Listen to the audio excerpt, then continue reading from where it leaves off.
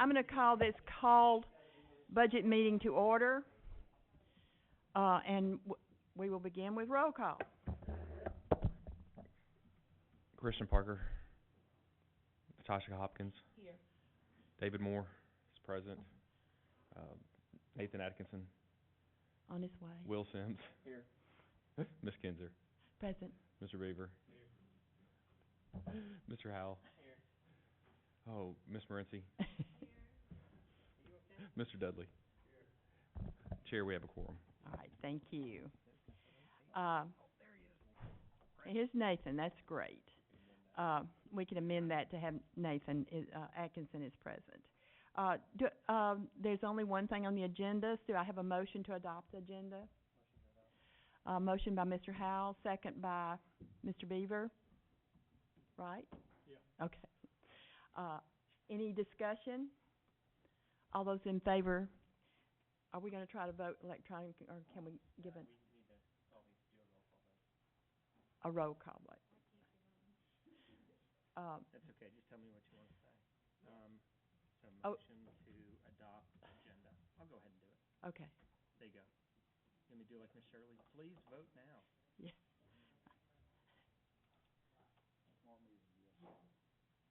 I don't have anything to vote on. You don't know what you're doing in this regard.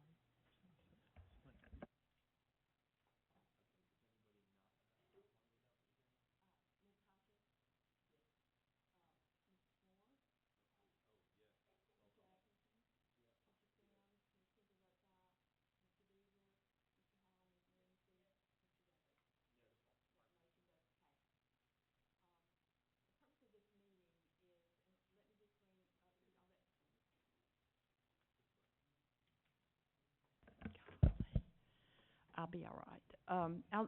Dr. Marzak will speak to the budget. I just want everybody to know kind of where we are. The County Commission approved our budget last night.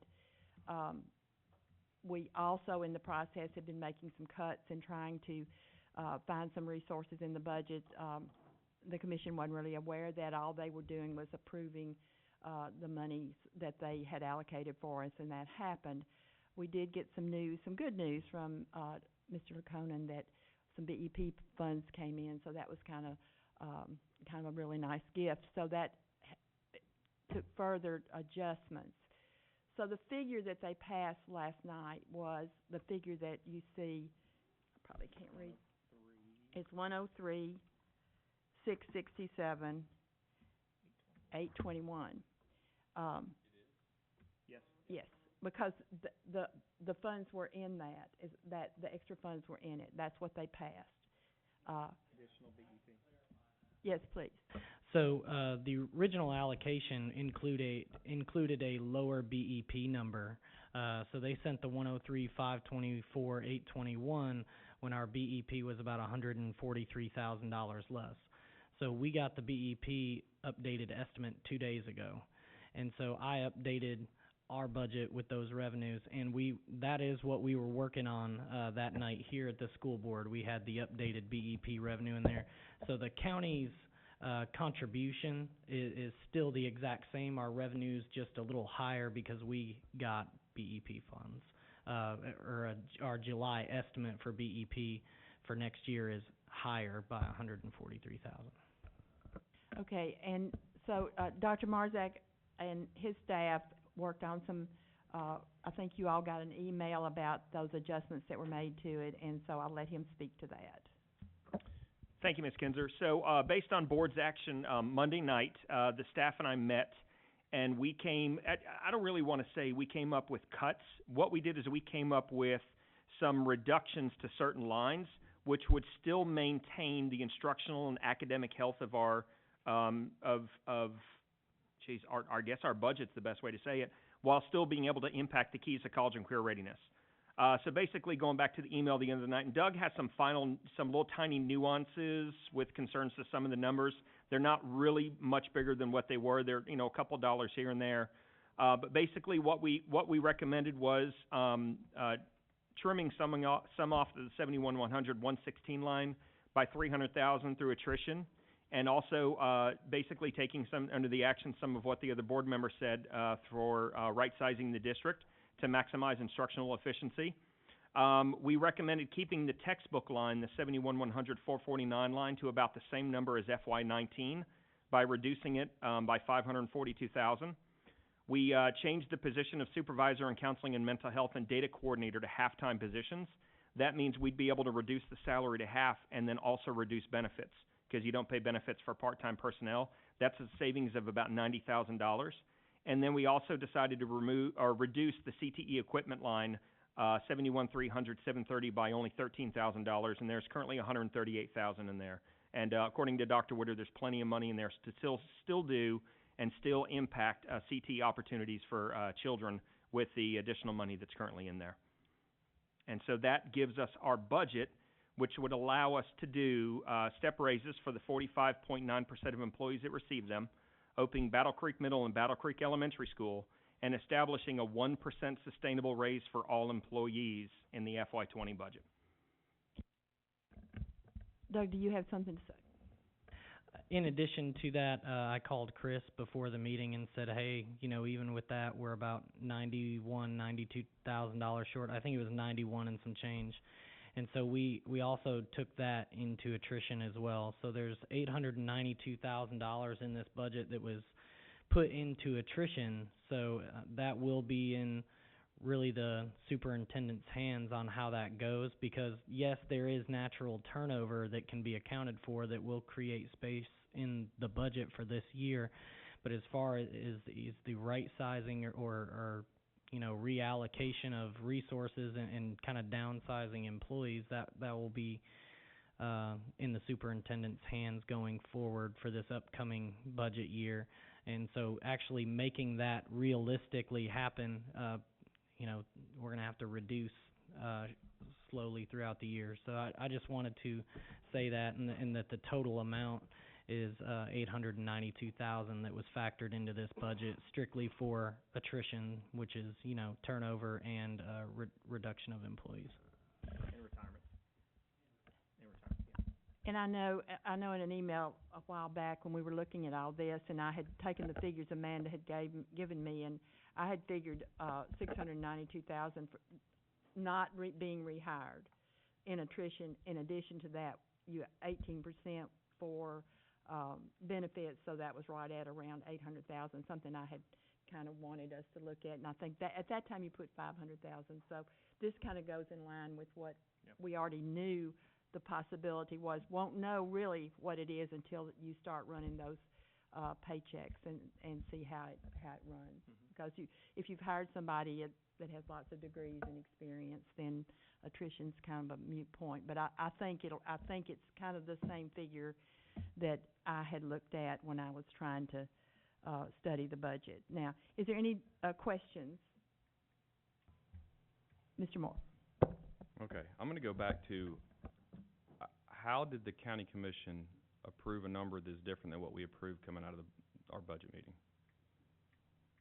So they sent us 103, 524, 821. That came back to us. That was before we got our BEP estimate for July. Between that meeting and our school board meeting, we got additional funds from BEP for the July estimate, the day of our meeting. That's when we got it. And so we increased that revenue to show the BEP increase, and then we approved to have the admin staff make cuts to try to balance within what the commission sent us. So when I went to the commission meeting last night, I told them the revenue number is 103,667,821, and that is because of a BEP increase. That is no increase in local match funding. Okay. And they approved I understand it knowing that part.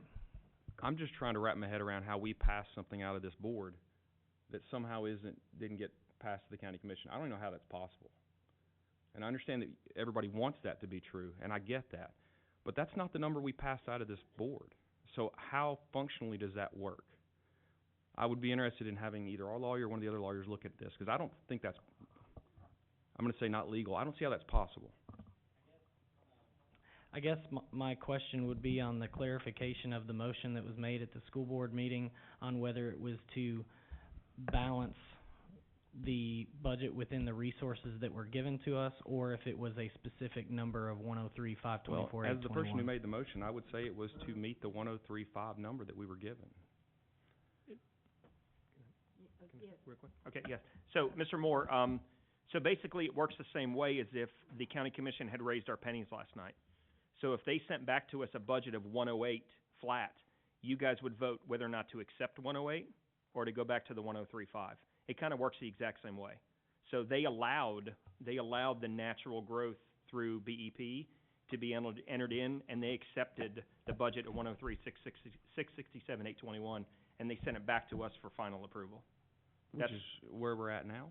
Which is where we're at now, yes, sir. So they rejected our budget, is what you're telling me? No, they enhanced our budget. I understand that that's what everybody wants to happen, that we've got more money. I'm going to stick to the legal understanding here that you can't accept and deny a budget at the same time. We passed a specific number out of this board. If we need to come back and pass a new number and send a different number to the county commission, that's fine. That's what we need to do. But I have a huge problem with us sending a specific number to the county commission, and that's evidently not what they approved. So, again, before I would want to move ahead on any of this, I want some clarification on where that is and how that's actually possible to have happen, because they can't approve something that we didn't send over there. Either they approve it or they deny it. According to Daniel Murphy, he was there last night, it's allowable. Yeah. Daniel spoke to it. He said then it would come back to us, and we could then do budget amendments to meet that, whatever, they would, accept that, but we would have, whatever we do with it beyond that point would be in our, now, and the other point that I would make to you, there was some discussion about giving us 2 pennies. If that had passed last night, then they would have adjusted the budget right then for those 2 pennies. It's the same thing, isn't it? Yes, ma'am. So, in that regard, they do have the right to do that. If there was extra revenue, they can add it to it. We said we accepted what they offered. More money was there, just as if they'd given us pennies. That's my interpretation. I don't know. Doug, I'm sorry, their lights were on. I understand Mr. Moore's concern, and me not being an attorney, if that is specifically the number that we sent, I will say it went to the budget committee, and the budget committee can change the revenue number that they would send back to us. But they changed it to the 103,667 and then sent it to full commission.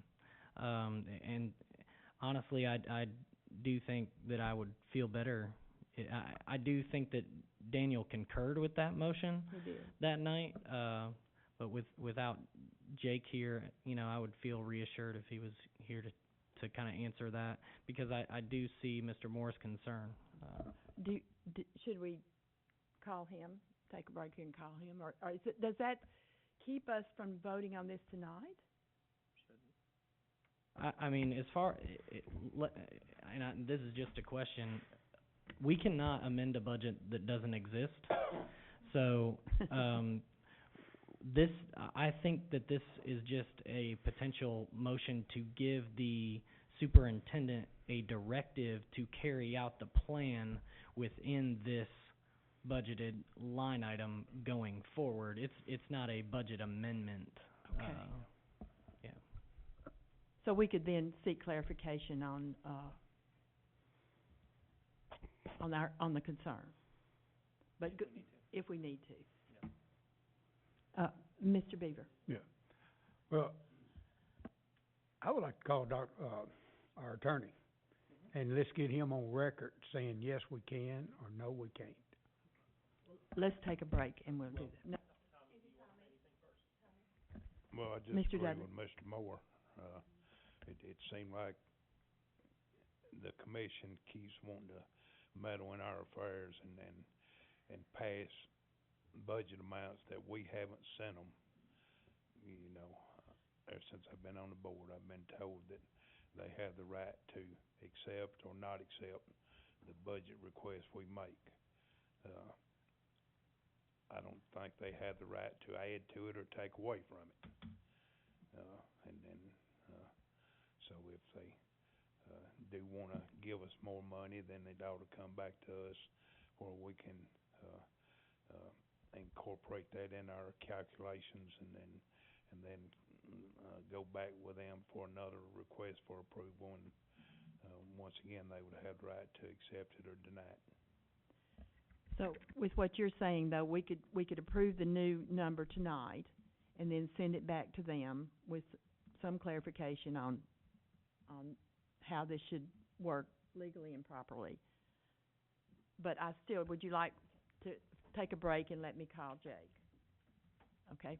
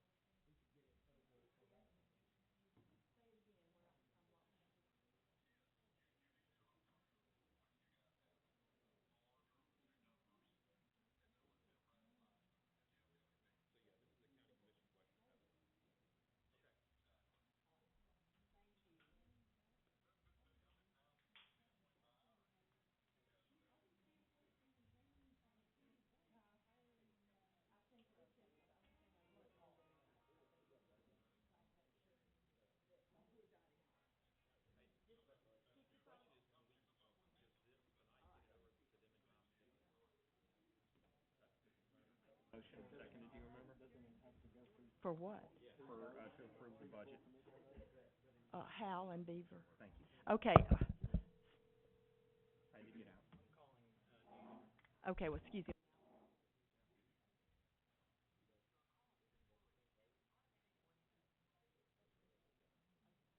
I'm going to call the meeting back to order.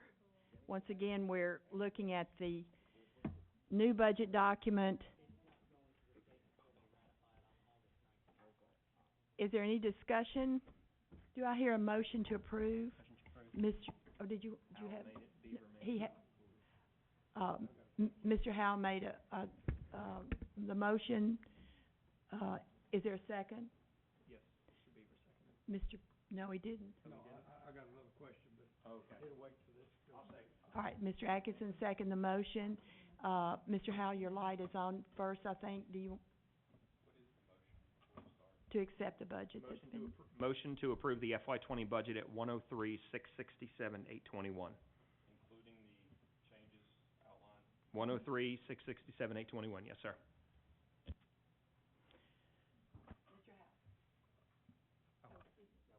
Mr. Dudley. Thank you, Madam Chair. Well, I just want to apologize to the teachers and staff. I think a 1% raise is ridiculous, and you can thank your county commissioners for that. Year after year, they refuse to support the teachers of Murray County, and all they want to do is approve a minimum and look after their reelection. So I would hope that each of you would contact them and show your displeasure. I don't feel like this budget meets our needs. It doesn't give the staff the raises that you deserve. It doesn't fund the needs of our students. And so therefore I will be voting no.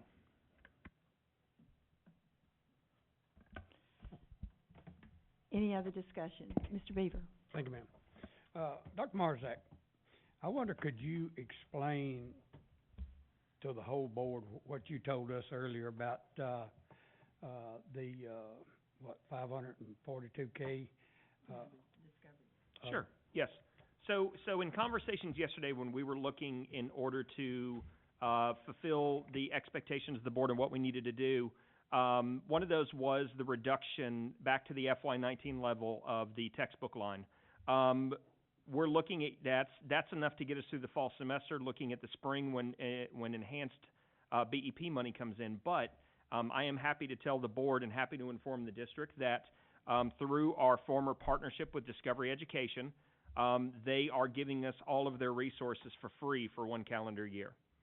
So that means we'll have complete and unlimited access to Discovery Ed streaming, the science tech book, the math tech book, the social studies tech book, as well as Discovery Education Network.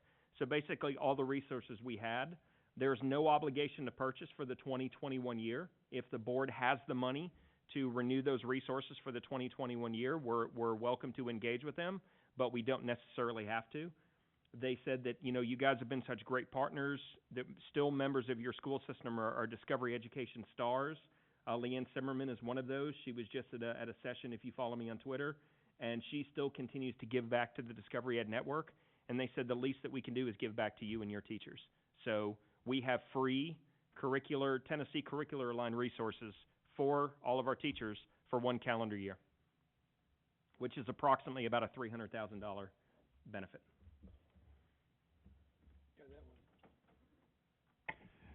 That was science, math, and what was the other one? Science, math, social studies, as well as streaming.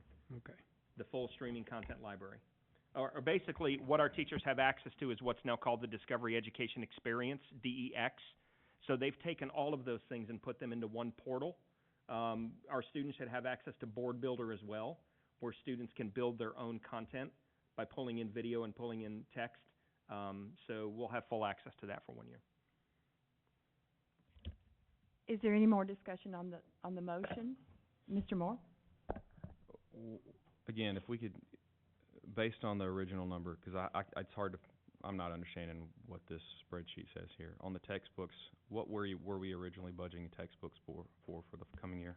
We were a little bit less than $800,000. And what are we lowering that down to? We're going down to a little bit more than 300,000, I believe.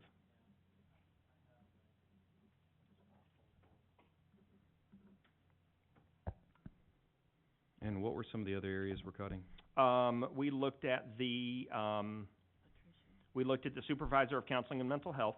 We looked at the data coordinator of making those only part-time positions with no benefits, as well as the CTE equipment line, 71,300, 730. That's currently at 138,000. We brought it down by 13,000 because we're sitting pretty good with CTE equipment.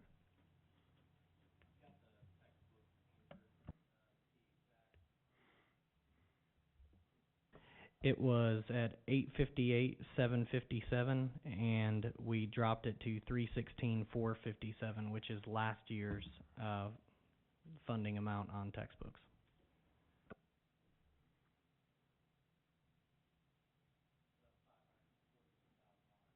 Yeah.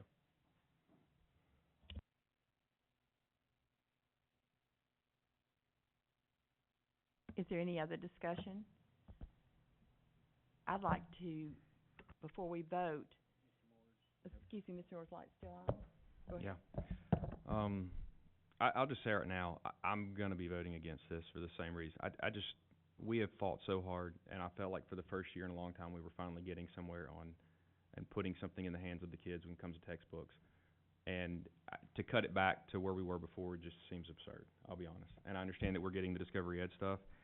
As far as I'm concerned, it's not a replacement for what we were trying to do by getting that line item back up to where, at least something close to what it should be. So that's where I'm at. I've actually got other reasons too, but I'll leave it at that for right now.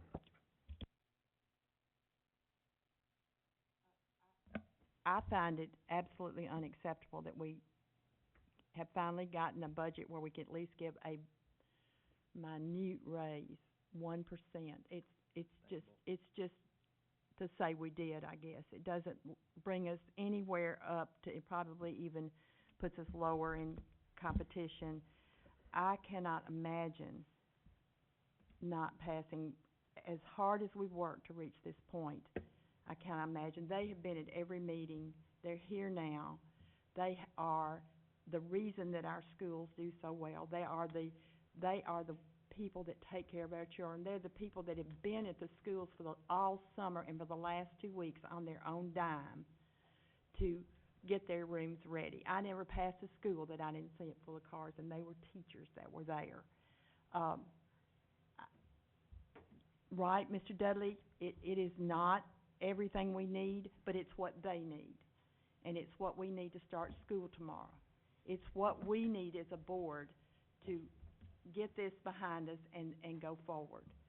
Dr. Marzak, I know it. Not a problem. Yes, thank you. So taking action from Monday night, this board tasked me and staff with coming up with a budget that would help continue to push the keys of college and career readiness forward and help us satisfy the strategic plan. With the budget we had last year at 101, if you haven't looked at the district scorecard lately, with concerns to key number 1, 71.2% of our kids, up from 67% in quarter 2, are now reading at grade level by the end of 3rd grade. Our teachers have been able to increase the literacy proficiency of students with the resources that we have and we have been able to give them. In key number 2, greater than that, 75.6, up from 60% of our kids are doing math on grade level by the end of 4th grade.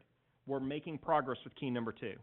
With key number 3, greater than the elementary school level, kids reading and kids doing math are up from 77 from 64 and 77 from 65 from quarter 2 to quarter 4. Our students, 3/4 of our students are on grade level with mathematics and reading in language arts in the middle school. With key number 4, 80% of our students are scoring a C or better in Algebra 1 by the end of 8th grade. So that's 8 out of 10 of our kids.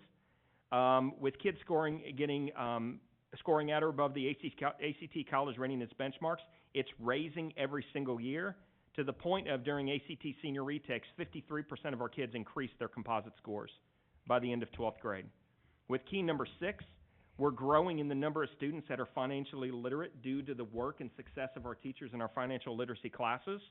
And the one that I'm most excited about, which I've told you, key number 7, is that we moved into the new area of progress with key number 7, with 68.52% of our kids participating in at least an advanced placement course, dual enrollment, industry certification, work-based learning, or military prep by graduation. Would I love to have $10 million more? Yes. But what I can tell you is our educators, and I don't know if I can say the word kicking butt publicly, but I'll say the words kicking butt publicly, because this is our teachers and kids working together to really make sure they're prepared for life, which is what you guys tasked me with the board with doing. We're doing that with the budget we have. Not only that, we get to give step raises, we get to open our schools, and we get to compensate our teachers with at least a sustainable additional 1% raise. That's going to make a huge impact. Yes, I'd love to do 5%. I'd love to do 10% like Nashville talked about. But at least we can do a 1% and increase cost of living and really tell our teachers how important they are to us. You asked us to do it on Monday night. We did it. We're there. Now what we need to do is open the keynote tomorrow, have a great start to school, and kick off before the first week of school. The budget's good, and I can tell you from the district superintendent's perspective in meeting with the executive team yesterday, this budget will work for FY19, FY20. Ms. Morency? Will the fact that we will be 2-to-1 or 1-to-2, however you want to say it, that our students will have access to those computers in class help the teachers with not having as many textbooks, having the textbooks can that help balance that out some? Yes, ma'am. Which is why beyond the FY20 year, we need to look at sustainability, if not growth, of diploma. Okay. But you're assuring me that these textbooks that we're not going to be buying for our students they'll have more access to discovery. How is having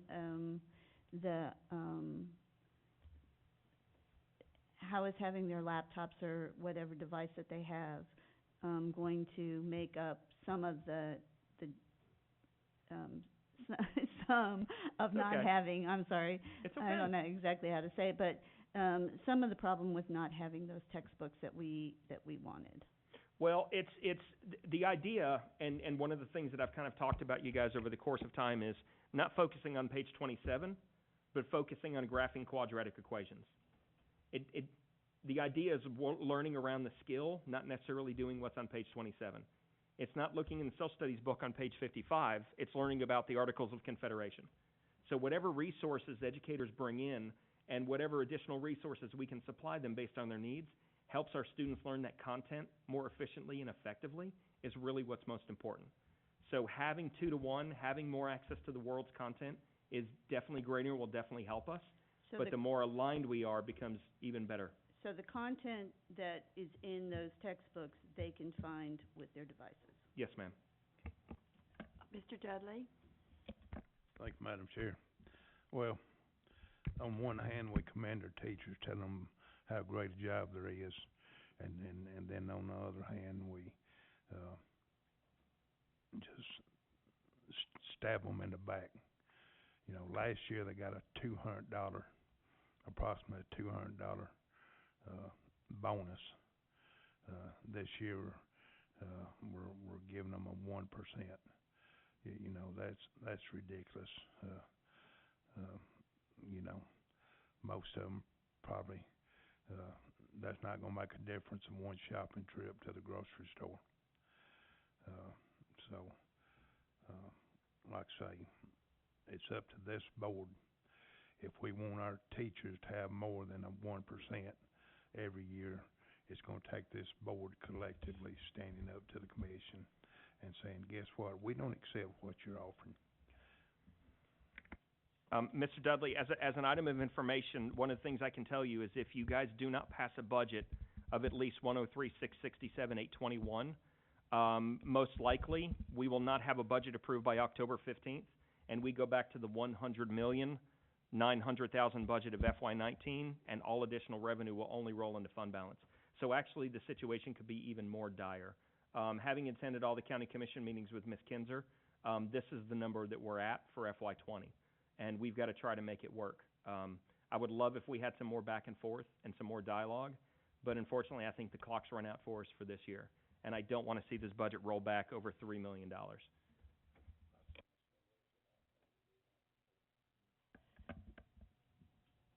Mr. Dudley, I think they have completely passed the budget because we did send it to them. We passed it the other night, and we sent it to them.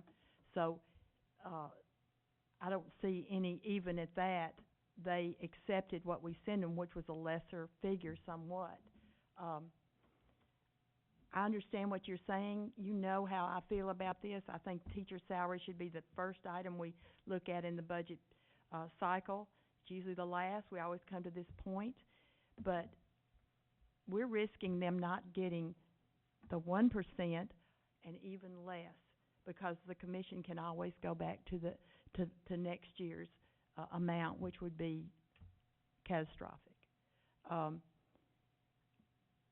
I would urge us to vote to accept this budget, to move forward, to tell our teachers, at least for this small amount, we appreciate them in going forward.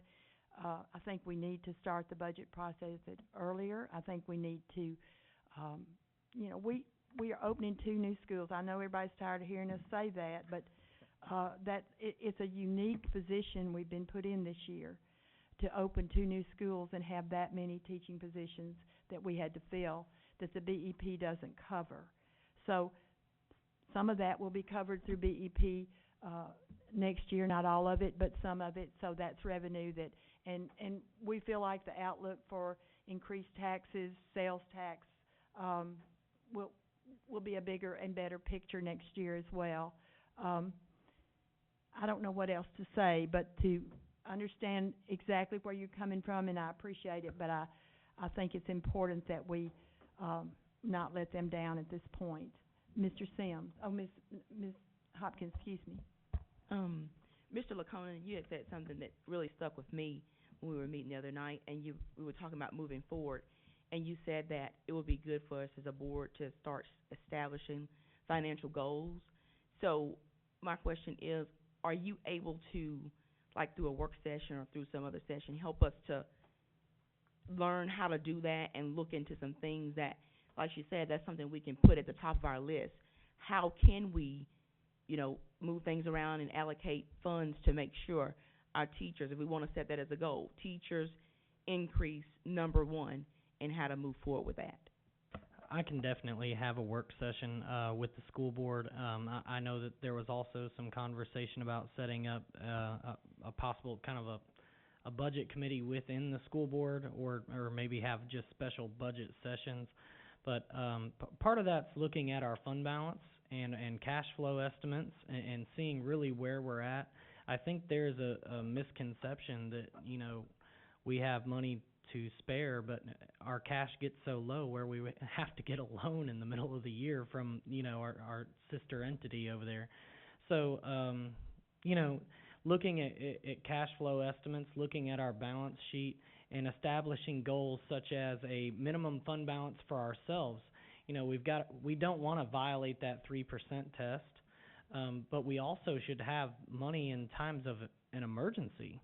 And if we go below our 3% test we don't want to do that, for an emergency. We want to be prepared for that moment and be proactive. And so, really just establishing a good budget, working within our means, and also really knowing what our revenue streams are derived from and how to react and have plan Bs instead of just running on wherever the river flows. So I'm happy to have those work sessions. I'm happy to explain and go into detail on our revenues and where they come from, and our expenditures and where they come from, and really just kind of be a little more detailed about what we do at Murray County Public Schools, and as a school board, give you options to set goals such as a fund balance policy, a limit that you don't go under, a certain percentage that's restricted for emergencies, and then a certain percentage restricted for balancing the budget if we end up in a period of that. And then when we do hopefully build some fund balance, just like you had said, restricting or committing it for specific items, the school board can commit certain funds for certain purposes. That way we can actually fund diploma, with our own money as we get through that. So, really kind of setting a list of priorities. Something I was thinking about today is I know we have a strategic plan on how this district and how the central office would like for us to carry forward with education here for Murray County Public Schools. You can have all those plans in the world, but if you don't have the money or the sustainability and funds behind it to make it happen, those goals aren't going to be obtained. And so, it all has to work together, and I'm happy to meet and go through and set goals and, be clear about what we're doing financially. Mr. Sims? So, I know we are looking at $143,000 more than we voted on Monday. Were the numbers that you come up with, the 300,000 attrition, 542 textbook line, and then those other lines, was that number to get to the 103,524? It was not. It was to get to the 103,667. Okay. That's all I got. Thank you. Okay, seeing no lights, then we're ready to vote. Please vote now. That's awesome.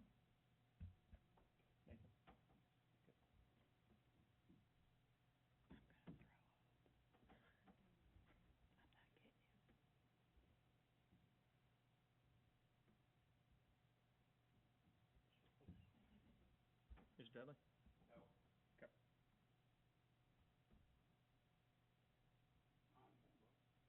What do you got, Mr. Beaver? No. Okay.